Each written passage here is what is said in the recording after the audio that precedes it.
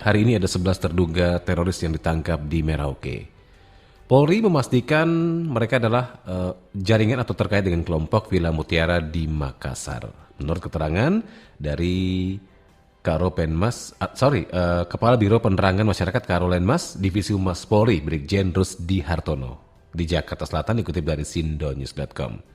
Diketahui kelompok atau jaringan kajian Villa Mutiara ini merupakan jaringan teroris yang terafiliasi dengan JAD di wilayah Makassar yang terlibat langsung dengan aksi bom bunuh diri yang terjadi di Gereja Katedral beberapa waktu lalu.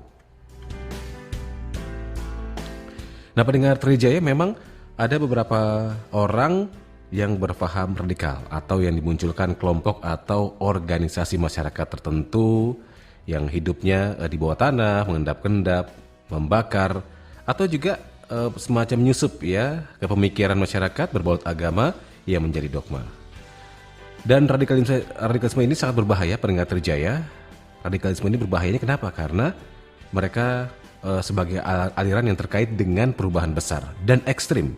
Dan mereka ini sering banget memunculkan atau menubuhkan aksi terorisme. Sementara jelas terorisme menyebar ketakutan dan membahayakan keselamatan bangsa dan negara dan kepentingan nasional.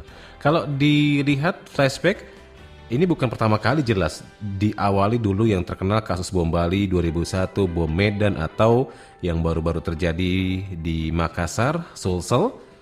Kasus bom bunuh diri ini dilakukan oleh pelaku yang pemikirannya sudah terkontaminasi radikalisme. Jadi kalau dari beberapa artikel dan berita, intinya pelaku ini sudah dicuci otak sedemikian rupa dan mereka secara ekstrem menilai orang lain di luar kelompok mereka salah dan boleh diperangi sampai dibunuh. Ini pemahaman yang keliru ya. Untungnya pemerintah menanggapi secara cepat dan tepat lewat Badan Nasional Penanggulangan Terorisme (BNPT) yang baru-baru ini juga kembali melakukan program deradikalisasi. Ini udah lama sih programnya, udah secara bertahun-tahun, dan secara prinsip mereka menetralkan pemikiran-pemikiran yang terpapar radikalisme.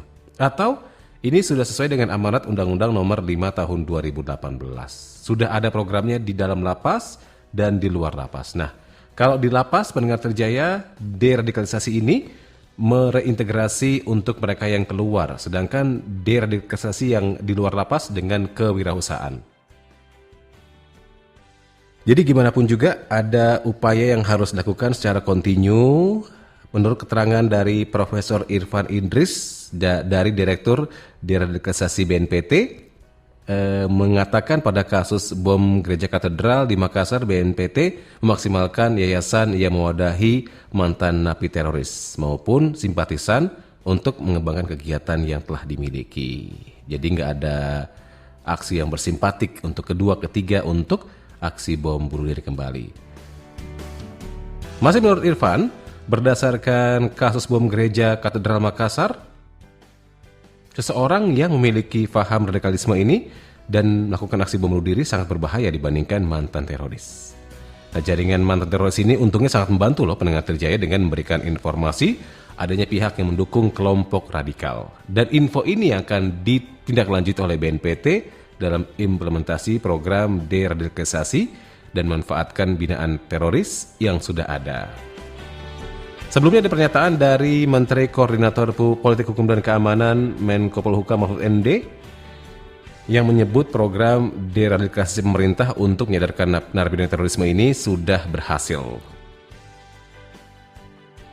Buktinya pada 2017 lalu sampai 2020 ini ada 117 orang narapidana kasus terorisme menjalani program deradikalisasi. Dan program ini hasilnya adalah puluhan napi yang menjalani hukuman di penjara dengan pengawasan ketat di Cilacap, Nusa Kambangan. Mereka sudah berikrar setia kepada negara. Nah, atas keberhasilan program deradikalisasi ini, Menko Polhukam menyatakan program ini diperkuat. Jadi sudah ada narapidana kasus terorisme yang berubah dan berikrar setia kepada negara. Dan tentunya mudah-mudahan juga mereka tidak menyebabkan ketakutan lagi ke masyarakat. Pendengar Trijaya, jangan sampai ya kita dengar lagi ada terduga teroris dan sebagainya. Mudah-mudahan pemahaman ini bisa disempitkan, kemudian diturunkan dengan upaya deradikalisasi. Jadi pemikirannya dibersihkan sehingga mereka bisa cinta lagi dengan NKRI dan juga menyayangi sesama. Itu yang paling penting ya.